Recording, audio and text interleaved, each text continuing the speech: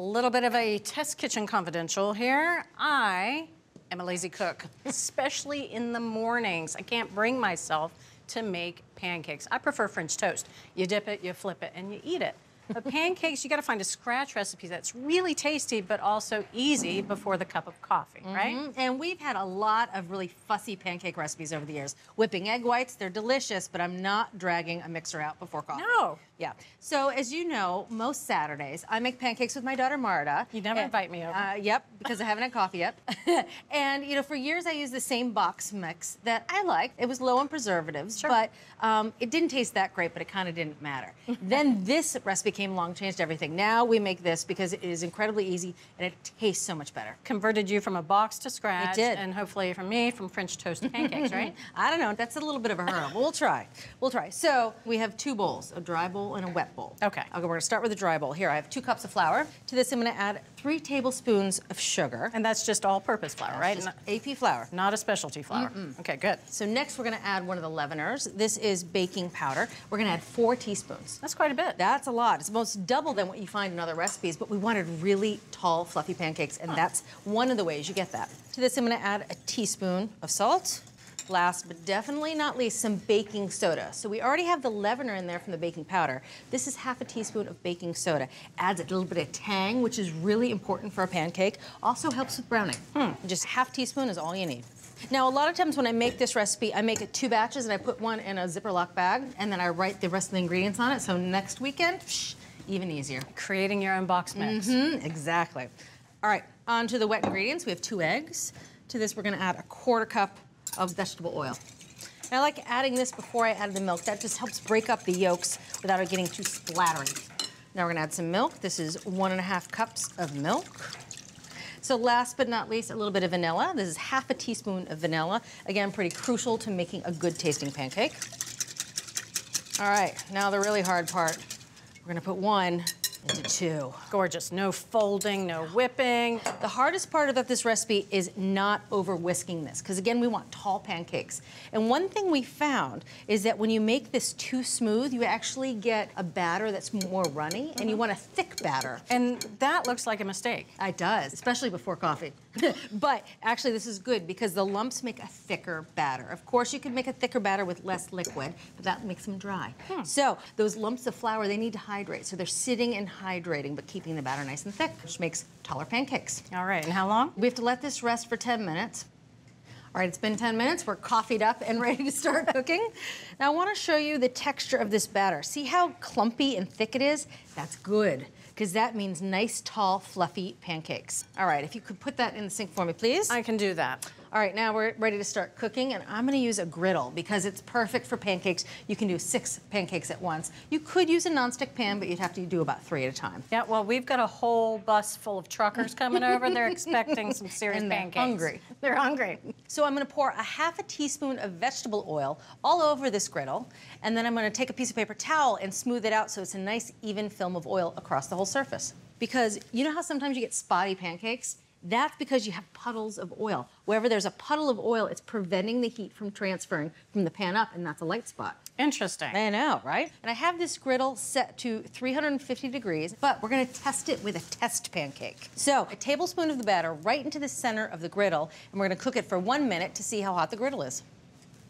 All right, so it's been about a minute. Let's take a look at our test pancake. It's a beautiful golden. Now, that's only been a minute. The big pancakes will take a bit longer. All right, I'm gonna set this guy aside, and now I'm gonna make 6 pancakes. This is a spring-loaded portion scoop, and it makes it really easy to make pancakes of the same size. If you didn't have this, you'd just use a 1/4 cup measure. You just wanna make sure to smooth it out to a nice 4-inch round.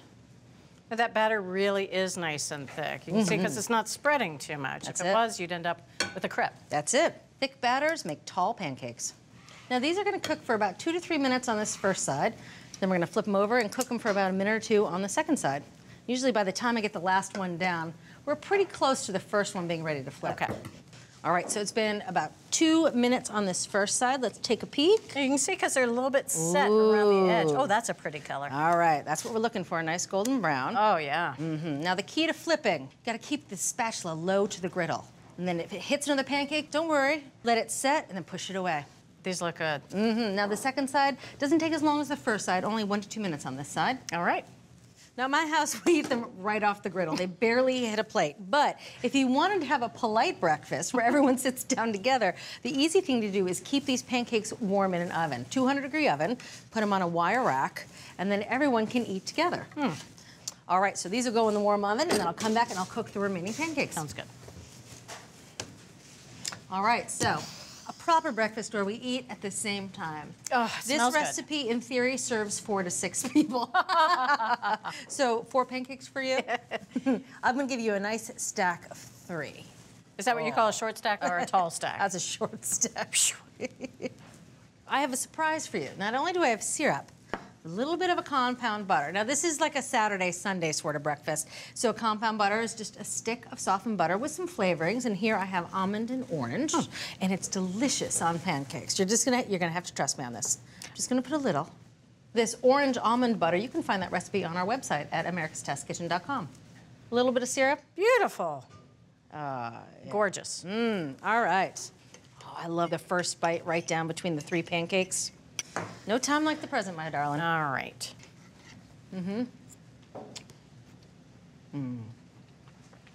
Very tender. So fluffy. Which is so surprising. And fluffy, you're right, which is so surprising because you did not whisk egg whites until they were fluffy and then have to fold them in, right?